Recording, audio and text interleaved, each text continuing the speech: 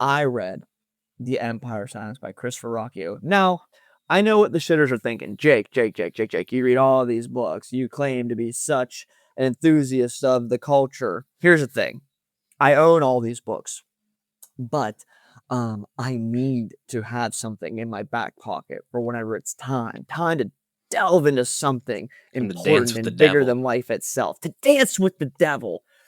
And let me tell you something, I have danced and I have waltzed and I have done what do they call that one? Shout. Hands up and shout. I've shouted with Hadrian Marlowe. I'm trying to not overreact. I have that tendency. This book is a 3.99 on Goodreads. What? And if you rated it anything other than a 5, you gotta go. You gotta go. You aren't allowed to rate books anymore. It is at worst a 4.5 out of 5. It is so goddamn good. Don't look it up. I've looked it up 6 times today. Don't waste your time. I'm telling you, 3.99. 3.99. That sounds now, so low. This is important. I understand. I understand how that can happen. And that's important for me to say before I overreact about this book. I understand how people can read this book at first and maybe not fall in love with it. I understand. It has a lot to it. The first 300 pages, it's a lot of families and worlds and a lot of, there's probably a word for it, but it's made up terms, right? That's what you see a lot in sci-fi, a lot of made up terms, stuff you never heard before that you're trying to focus on, trying to Their jargon. take in. There's a lot of jargon that Christopher Rocchio is hitting you with. And I find myself to be quite adept at dealing with. I find myself quite adept at being able to deal with something like that. But even I was feeling at times like, man, this is a lot. What in here do I need to take in and what can be shoved aside? I struggled with that at times, for sure. This is not to say those first 300 pages aren't a good book, but there's a lot of world building happening right away. And it's hard to tell what of that world building is important to what you're reading right away and what needs to be put to the side. Now, I have the fortune of knowing that this book series is fucking incredible. So I'm willing to push through that. Mm-hmm. But I could see, if you didn't know that, where that might be a struggle. What I thought during that whole period is, man, I bet this would be great to reread in the future after you've read all the books, to look back and know and be able to read it in an easier way, to be able to pick out what is important and to focus on it. This is to say, for me, the first 300 pages of Empire Silence is a good book. It's not a great book. The first 300 pages. It's a good book, not a great book. I found myself having television on in the background and kind of picking my head up and going back and forth between the two, finding myself daydreaming or finding myself picking up my phone and entertaining my phone at times when maybe I shouldn't be while reading such an excellent text, because there's so much. It's a book. Sir. It's a book that you take your time with it at the start, and before you know it, you're really into it. Like at first you're just like, you're taking it day by day. It's slow, you're taking it in, but then at one point you're just like, oh, I'm really I've got into the point this. for you. So really as into this. Funny enough, I have the exact moment when that happened because I texted it to you. The first 350 pages is a good story, and it's one that you're interested in, one that you care about. There's but at page 350, it's almost like I don't know if it's just the way that he wrote the story or he just progressed as he's writing the story. At page 350, I became utterly obsessed with it, where I had to force myself to put the book down as I've grown as a reader, to not read it too quickly, because I just loved it, man. Every scene is important. Nothing truly important happens, but there's tension and you care and you're on a knife's edge this whole last 300 pages of this book, where I just don't care about anything else right now. I don't care about TV shows. I don't care about movies. I don't care about other books. I don't care about video games. That is all I cared about, is what is Hadrian Marlowe up to. And he's what is teenage Hadrian Marlowe getting down with? This is so important. This is important. I'm gonna make some sweeping statements right now before we get into Sweep 'em. spoilers. This is Sweep crazy. 'em. This is crazy. Now, mind you, I had a good day, so I've said some crazy shit today He's when I have a good drunk. day. That's allegedly. I'm not drunk anymore. I'm sobered up. I had 2 pieces of sausage. I said this when I was sober today. This You is did. the first book series I have read that has the potential to pass the wheel of time for my And he's favorite only series read of all one time. book. That's pretty The wild. first book was that good. The last 300 pages of that first book are so good. It's God. You don't let know me just anything. say this. You're such a baby. I know, and that's the best. I is. can remember. Let me take you on a journey. I can remember when I first got back into reading. It's December of 2021. I don't read anymore. All I did was read in law school. So why would I read? All I do is read for my job. Why would I read in my free time? But, Denny Villeneuve decides I'm going to remake the Dune movies. And I watched the first Dune movie. So, of course, naturally, I decide I have to know what happens. So I read Dune by Frank Herbert. And there's a scene in that book where there's a dinner scene in that book where like nothing important comes out of it truly, but you're at a dinner scene, and you're hanging on the edge of each individual character and what they're doing and how they're acting and how they're glancing at one another.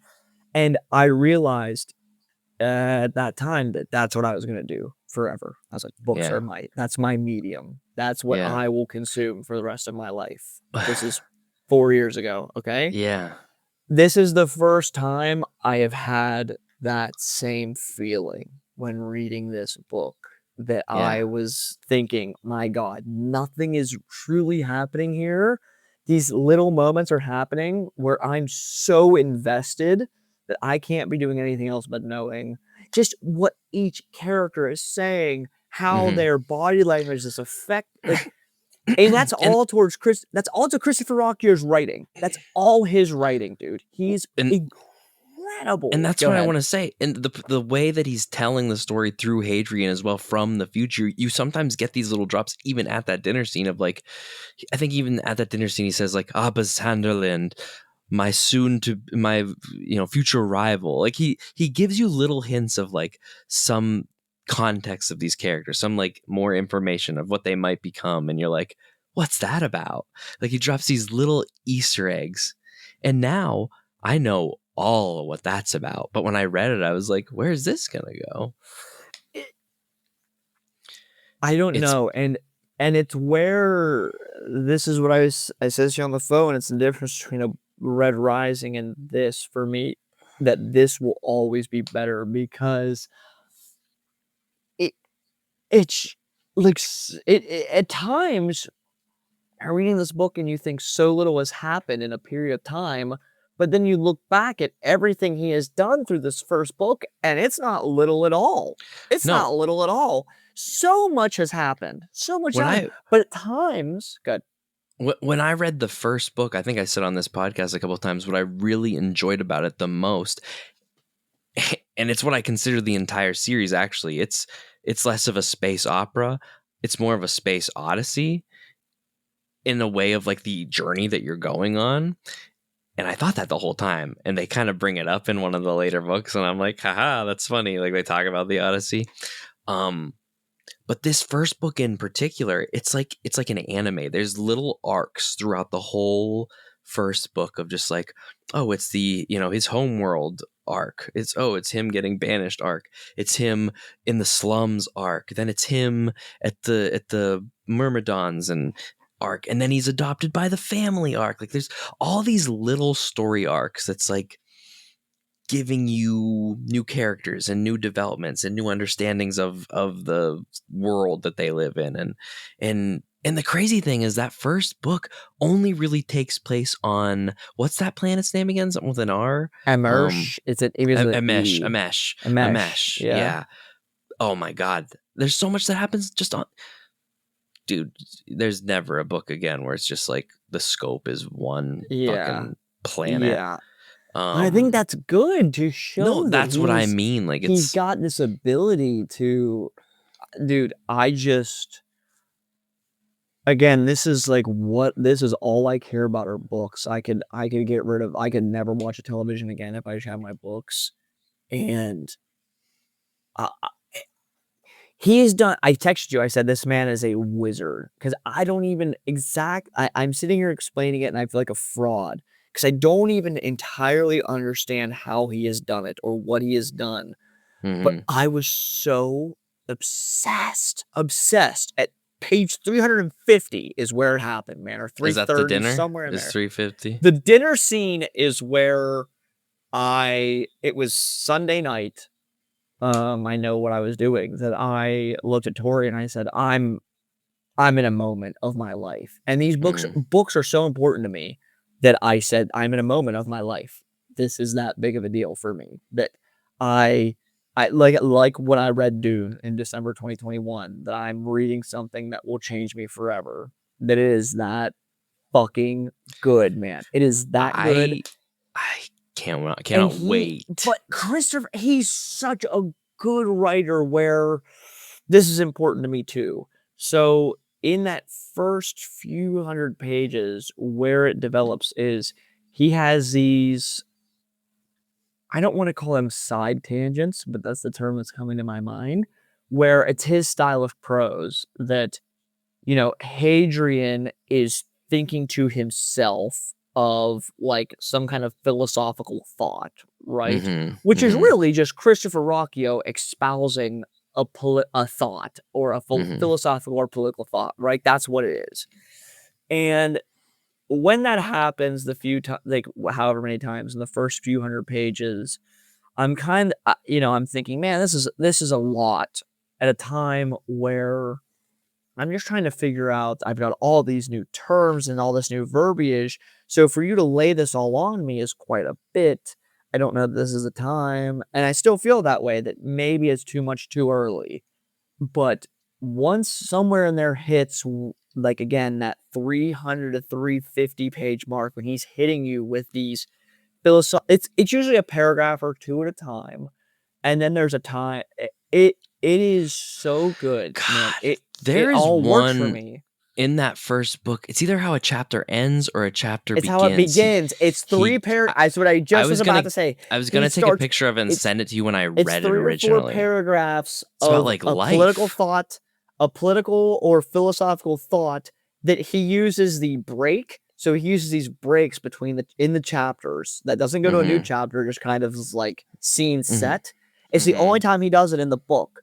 I know exactly what I was going to bring up, where he's talking about the original Emperor Augustus and his philosophical thoughts. I read that maybe yesterday, and it's, again, I think it really works in that second half of the book. Man, I just think he really is a great writer, and when you combine great writer who has an impeccable otherworldly story, you get something. And again, I don't think I'm something into special. But I don't think I'm into the story part yet. I don't think I've hit that yet. But everyone tells me, and obviously people that listen to this podcast all the time know because they've listened to you talk about it. Important for me to say, I refuse to listen to you talk about it because I don't want to know.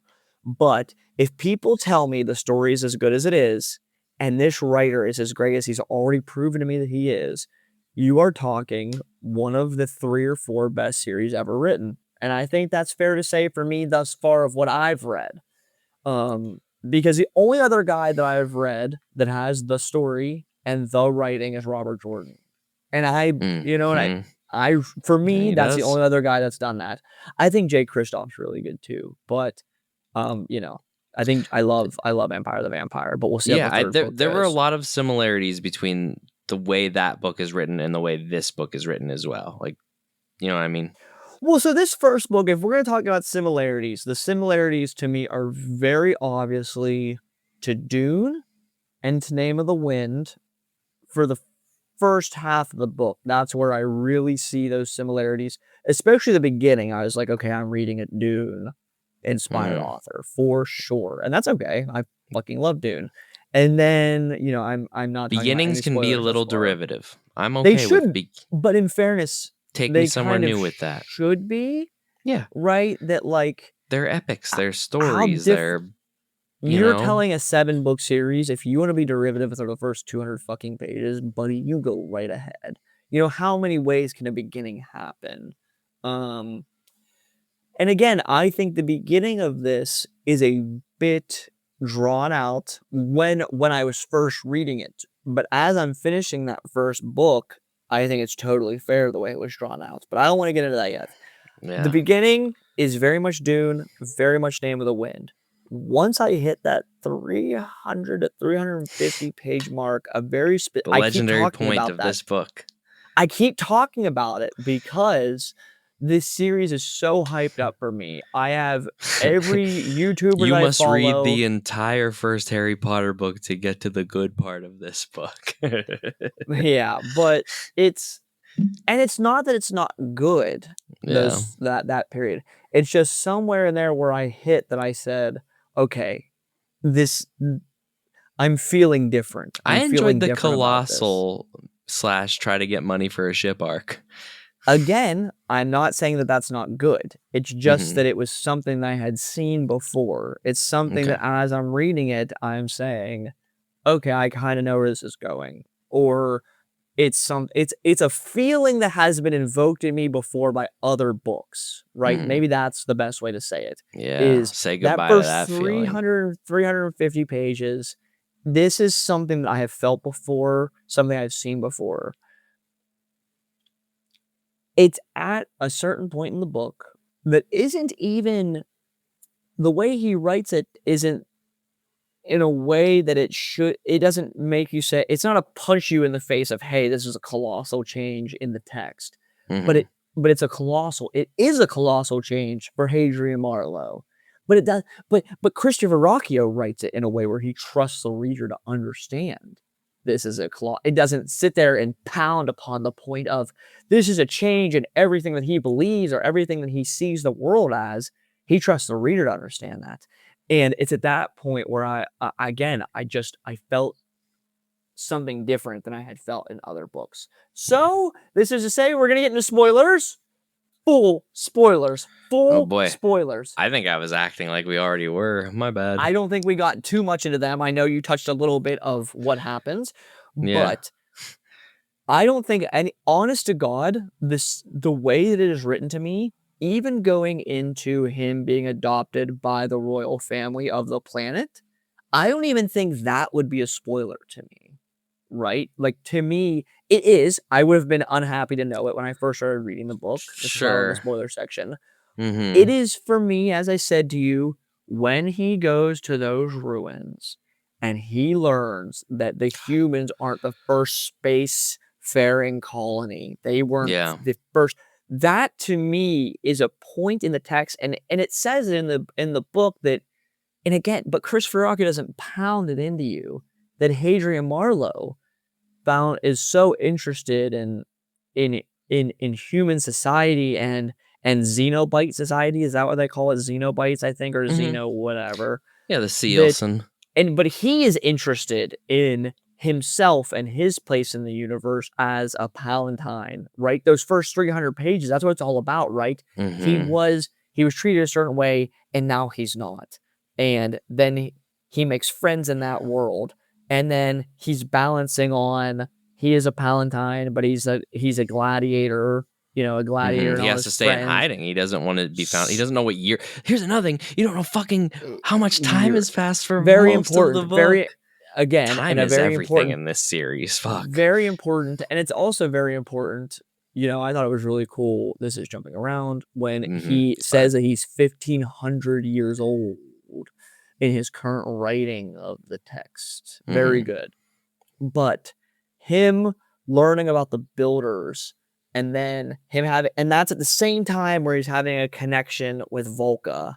It is just like a perfect storm of, okay, now I'm in something interesting. Now you've got me where his relationship with Volca is one part of the story, which for me as a person is very important, but for the story doesn't fucking matter at all, right? And that's where Rocky does a really good job of, I said this on the phone, of it's important, and you wonder, some part of you is like, why isn't Hadrian pushing this relationship with Volka? Why is he telling her how he feels? It's obvious how he feels, and but there's so much happening and the world around him is so important, and you really believe that he cares about all these things and that Volka cares about all these things, all these things being the culture and the history of human civilization, that you understand why he hasn't brought these things up or why he hasn't pushed it.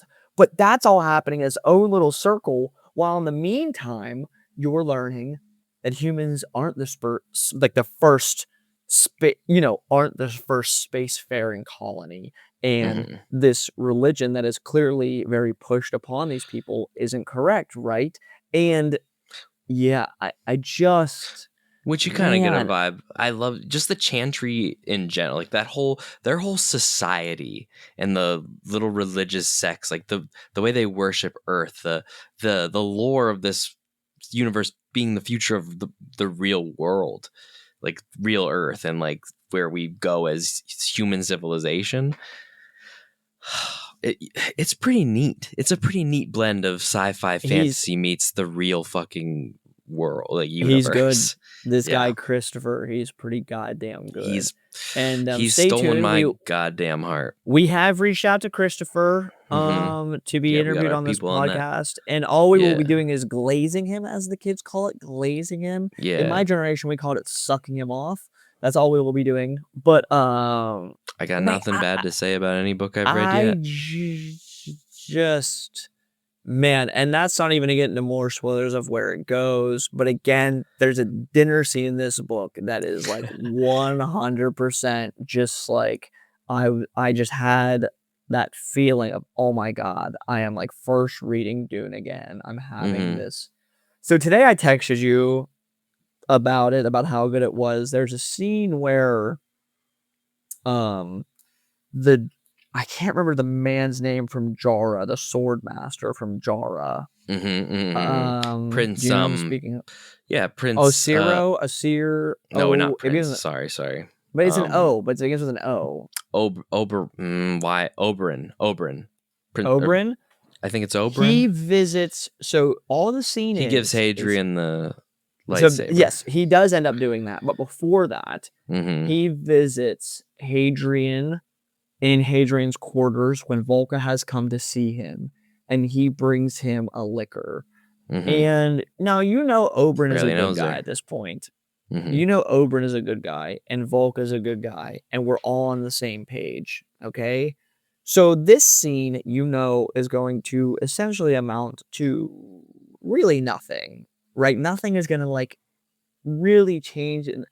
And I was so hooked on how how these relationships are going to play off each other and how these three are going to interact together. Okay. Now, and I'm sucked in. I'm so sucked into this scene that means nothing. And what is that a sign of? It's a sign of Chris Verrocchio building up these characters so perfectly that I would give a shit about how Volka is going to interact with Obeer or whatever the fuck his name is. Like, who gives a shit?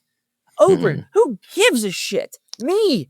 Sir Oberyn. But it doesn't actually matter. And nothing crazy is going to come of it. But still, just watching how these three characters play off of each other was enough that I just like couldn't do. I just was so sucked into that scene that is nothing. It's nothing, right? Like, this isn't one of the big scenes of the book. We can talk about a million scenes. No, yeah, it's one of the smallest scenes of the book, and I'm so sucked in. It is important. And of course, it is important because Oberyn comes in and very tells important. Him. And oh yeah, he's his boy. Rocky backs him up when he needs him the most. Rocky is a wizard. That's the only thing I told you, and I have not read an author in years that I say is a wizard. I told you I like books, and I told you I've been really like obsessed with the series. I have not read an author in a long time that I have said this guy is a wizard. I would say, I don't use the phrase I'm Wizard? obsessed with something. When I'm obsessed with something, sometimes I'll just be like, I'm really into this right now. Like, right. By the time I finished the 4th book and I was midway through the 5th, I was obsessed with this. I had gone from like, I'm a fan. Oh, these are really good books. I'm obsessed. Like I was looking at art. I was like, I changed screensavers to shit. Like Oh yeah, I'm in it. You know what I mean? Like I love that. I'm reading all the novellas. Like So I'm here for it. I almost feel, and of course, it might sound like I'm jumping the gun on how much I like it, because I'm sure not a lot of people maybe don't, and I'm not saying I'm special, but maybe not a lot of people feel that way after book 1. But again, I liked it I enough read so after many book 1. books. I read so many books that I can just tell that this writing style has me so fucking hooked that this guy in this first book took me from, okay, you're kind of giving me a lot and I'm a little bored, and this is a little predictable on where you're going with this, to just blown away. Just blown away. And I haven't spoken much to the story of the first book itself, and I think I'm going to refrain from that at this time. Because we could go scene by scene of how much I love it, but we'd be here all night. I just can't say enough. If you are a fan of good writing, read this guy. If you're a fan of fantasy works, read this guy. And if you're a fan of sci-fi, read this guy. So for me, it's like the perfect... if you're a fan of philosophy, read this guy, right? He slips it in there repeatedly. That That's really I have good, my philosophy minor in college, and I'm reading it, and I'm like, man, this is good. This is good. Like, and again, in the first 300 pages, he slips it in there at times, and for me, when he slips it in there, slipped in there. It's because it builds in those early stages that you buy it. But at the beginning, when it slipped in, he was smart when he was a kid. You know what I mean? He knew this shit as a kid, and we're hearing him say these things as a 1,500-year-old philosopher. So this is important. I would like to make this point. Some shit. I would like to put this point out there of, I love Red Rising. I love it. But in those first 3 books, Darrow of Lycos is a little infallible. He's rather perfect, okay? He's the best swords master. He's the smartest guy. And this is important. I love reading that shit. Who doesn't? Right? We all like a good Yugi, but sometimes we want Naruto. I like that Hadrian, I like that in this first book, at this point, if Hadrian became the best swords master in the universe, I'd be okay with it. But I like that in this first book, he can't rely on he's decent. He's decent, and he relies on it maybe in the first half of the book. But in the second half of the book, he's very much like he can't rely on his physical traits anymore. You know? It's all about his politicking and his skills as a linguist and his smarts. And there's all the things that make him. Yes, he can't rely on his family name anymore. He has nothing to fall back on. And, and at times, Darrow of Lycos, as much as I love him, and I love him even more in those next books, he can fall back on being just so perfect with the razor, And when it all goes to shit, Darrow of Lycos can blow it up and just fight his way out of it. At least right now, Hadrian can't do that. There are people better with him sword. There's the Cielsen that can beat the fuck out of him, and he's well aware of that. They're 9 foot tall. I like that. It's different than something like a Red Rising in that it's very different. They're very different series. Right. And this is not to say that I don't love Red Rising. And this is not to say I don't love Red Rising, because it's nice to read something like that. But Hadrian's a very fallible character. And Hadrian in that first book is constantly dealing with his reflection that he's wrong, that he is doing something wrong. He's not doing it perfect. I don't know, and maybe correct me if I'm wrong, I don't remember Darrow doing that very often in the first 3 books. That he's like worried about if he's doing the right thing or not. I think it happens at times. I think he has it at times very concerned in the with it. second. Yeah. Oh yeah. Yeah. Hadrian's very concerned the whole time whether he's doing the right thing or not. And I like that. That's because you know why I like that? That's relatable. That's relatable. You believe Hadrian. Like again, it's very relatable on him questioning and being mad at himself. And you get the way he's having those thoughts too. Like he is 18. I think he's 18 in this one. He's like 16 to 18. So I think he's 22, 23 by the end of it. By the end of it? Okay. I thought he stayed teenager. Well, so I think he's 18 when he leaves, and then a little bit of time has passed, and then he spends a couple years on the streets. This is how I know this series is big because he's still rather young. He's still rather young. This is how I know this series is big is because you don't remember the first book at all. That you're like, whatever. And that's not a criticism. That's not a criticism. I remember. But you remember the important points. But it's the same. Every big series is like that. But you. Oh, well, it's just I've never experienced such a series where like how you said, it got to a point where it stopped being what you predicted, like a way it would be, and that's how it's going to be for the rest of it from here on out. I mean, the second book just pops off at the start, and all of a sudden it's a fantasy series, and you're like, oh, okay. It's good enough. Fantasy as fuck. It's good enough that I own the second and third book in paperback, and I've already ordered the second and third book in hardcover. And that's a big deal for me because I'm running out of money in this life. I'm running out of it. And I'm like, yep, I'll drop more money on these fucking books. Because, dude, they're pretty. I'm glad I have them. I'm just telling you, I'm pretty good at, like, this is what I pride myself in knowing. And man, my whole, like, I was depressed for like a month and a half and I read this book and I'm back. Like, I'm back, baby. Oh my God. How good is this? How good is this guy, Christopher Rocchio? You're going to have some fun, man. Just make sure you're not in like a low place when you read that fourth book. Just take it easy. Take it slow. Yeah. But I honestly, I want to reread the book, not right now, but I would like to better understand, because again, I've said this 400 times, it feels like the book is split in two pieces, where that first book, I just couldn't. There's everything after 350, and there's everything before 350. I would like to reread it to know if that's just a me thing or that really is the way the book is. I think more things would click the second time around at the beginning that didn't, because you know the terms. You know the part of that is like there's so much, and he starts out on his own planet.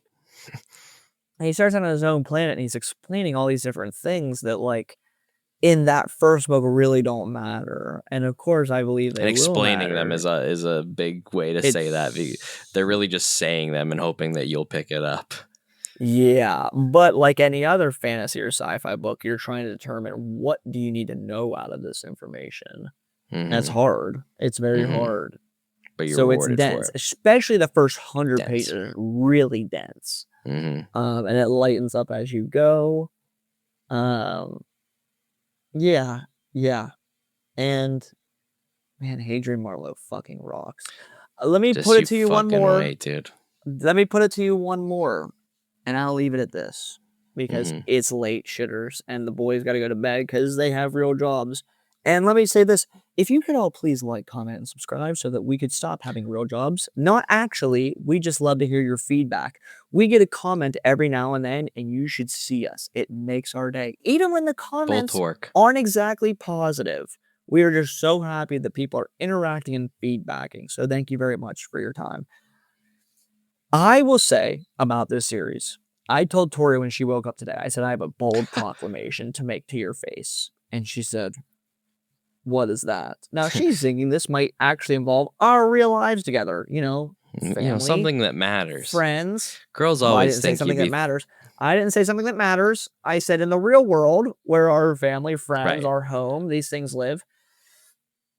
I believe after book 1, my favorite character in fantasy currently is Rand al'Thor. I believe after book 1, there is a chance that Hadrian Marlowe has a chance to pass up Rand al'Thor for my favorite character in the history of text. That's a bold statement for someone like me, but I see it already. I fucking love this guy, Hadrian Marlowe. I love Hadrian Marlowe. I'll say this, if you see it already, I mean, I think he's got a shoe in the race. That's for damn sure. I love Adrian Marlowe, dude. He rocks. Oh yeah, he's not even cool yet in the first book. He's just kind of like relatable, man. A nerd. He's so he's relatable. Oh yeah, no, he's love him. So relatable. I love it. Every age of Adrian, every Adrian Marlowe that I've got to see. Yeah, I've enjoyed watching the tale of this man's. I mean, he's the Sun Eater, dude. That's another thing. Yeah. This whole series just sprinkles in like, oh, by the way, I've wiped out an entire race of people. He basically says, these Sealson, yeah, I killed them. And you're just like, wow. Oh. I mean, I don't know still, but it gets fucking wonky, man. It gets crazy. I'm so excited to hear all of your reactions. It has taken me a lot of effort to not start book 2 today. I'll be starting it tomorrow. Good boy. Yeah, I love it, man. I can't read anything else.